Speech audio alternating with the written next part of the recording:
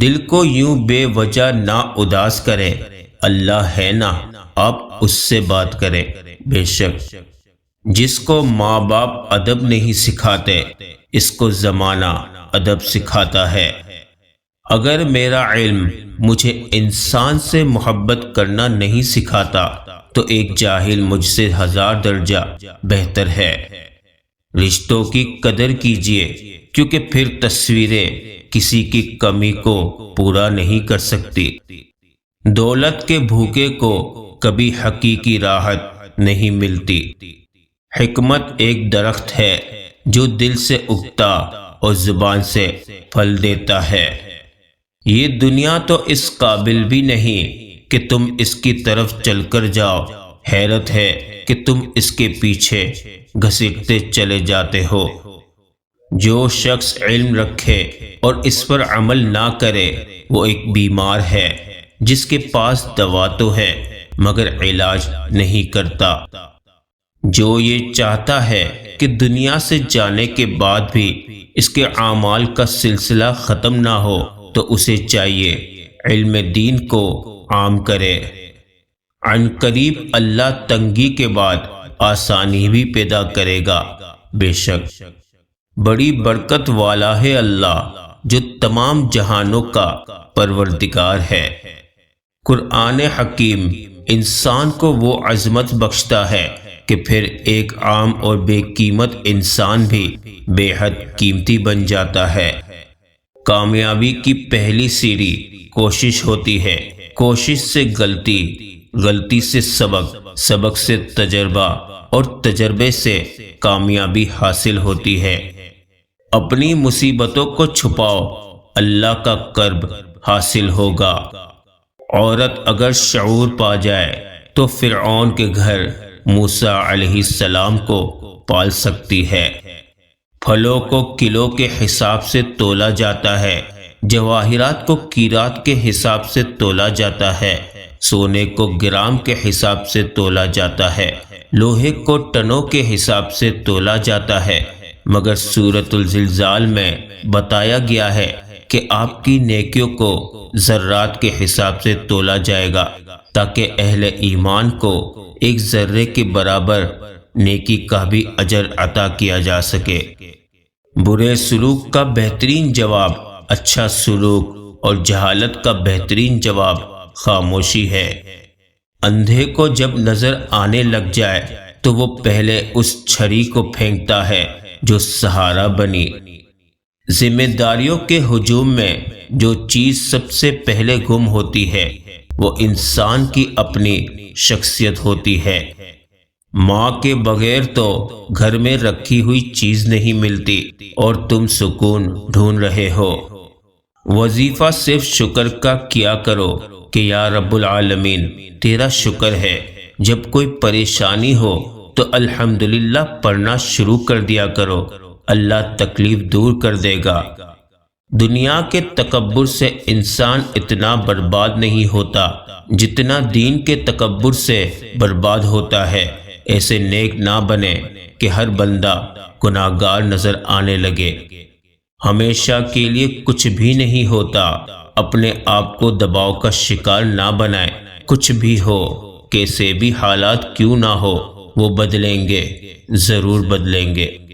رب کا خوف بھی نعمتوں میں سے ایک بہت بڑی نعمت ہے، اور اس کا ادراک بڑی خوش نصیبی کی بات ہے کہ یہی ادراک انسان کو صراط مستقیم پر قائم رکھتا ہے۔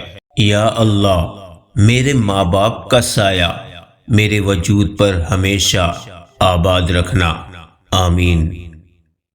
اللہ بہتر کرے گا، یہ وہ کلمات ہیں جن سے انسان کی آدھی سے زیادہ پریشانی ختم ہو جاتی ہے۔ جو اللہ سے سوال نہیں کرتا اللہ اس سے ناراض اور ناخوش ہوتا ہے۔ جب کوئی شخص تم سے مشورہ طلب کرے تو اسے اسی بات کا مشورہ دو جس کے متعلق تمہیں علم ہو۔ پہلے بزرگ گھر کی رونق ہوتے تھے، پھر ہم نے ترقی کر لی اور وہ بوجھ بن گئے۔ کسی کو دیا گیا دھکا گھوم پھر کے آئے گا آپ ہی کی طرف۔ ایسے شوہر یا ساتھی بنو کہ کل اگر اپنی بیٹی کا نصیب مانگو تو شرم نہ آئے۔ ہم لوگ بھی عجیب ہیں، مرے ہوئے انسان کو کاندھا دینا ثواب تو سمجھتے ہیں، مگر اسی زندہ انسان کو سہارا دینے سے کتراتے ہیں۔ اللہ تعالی ہر پرندے کو رزق دیتا ہے لیکن اس کے گھونسلے میں نہیں پھینکتا۔ اگر زندگی اتنی ہی اچھی ہوتی تو کوئی بھی دنیا میں روتے ہوئے نہ آتا۔ اگر کوئی بلا وجہ آپ کا دشمن بن جائے تو مان لیجئے آپ میں کچھ خاص ہے، سامنے والا حسد کا شکار ہے۔ اگر ثابت قدم ہو تو راستے خود بخود بن جاتے ہیں۔ فرعون موسیٰ علیہ السلام کو قتل کرنے کے لیے تلاشتا پھرتا تھا، اللہ پاک نے اس کے گھر بھیج دیا کہ قتل کر کے دکھا، الٹا اس کو گھر رکھ کر پالنا پڑ گیا۔ سبحان اللہ۔ جب دنیا والے تمہیں گھٹنے ٹیکنے پر مجبور کر دیں تو یہی بہترین وقت ہے سجدے کا۔ ملتا ہے کیا نماز میں، سجدے میں جا کر دیکھ۔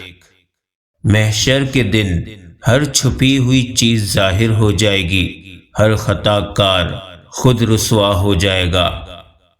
میرے نزدیک زندگی کی مصیبتیں کم کرنے کا بہترین طریقہ یہ ہے کہ اپنے آپ کو مصروف کر لیا جائے۔ کتنا خوبصورت احساس ہے جب ہم اللہ سے کوئی بات کرتے ہیں تو وہ سب کچھ جانتے ہوئے بھی ہماری بات سننا چاہتا ہے۔ انسان کا دل اور نظر قابو میں نہ ہو تو وسوسے پیدا ہوتے ہیں۔ کسی کی محتاجی بڑا عذاب ہے، بس اللہ یہ عذاب کسی پہ مت ڈالے اور صرف اپنا ہی محتاج رکھے، آمین۔ دنیا کی ہر چیز انسان کی خدمت کر رہی ہے، اگر کوئی انسان کو تکلیف دے رہا ہے تو وہ انسان ہی ہے۔ زندگی میں بہت کم لوگ ایسے ملتے ہیں جو سچ میں آپ کے ساتھ مخلص ہو، ورنہ زیادہ تر لوگ دکھاوا کرتے ہیں۔ ہم ایسے منافق لوگ ہیں کہ کسی کی تکلیف کو اس کے گناہوں کی سزا سمجھتے ہیں اور اپنی تکلیف کو آزمائش۔ خوف خدا ایک ایسا چراغ ہے جس میں نیکی اور بدی صاف نظر آتی ہے۔ آزادی کے لیے ضروری نہیں کہ تم زمین و آسمان خرید لو، البتہ یہ ضرور کرو کہ صرف اور صرف خود کو مت بیچو۔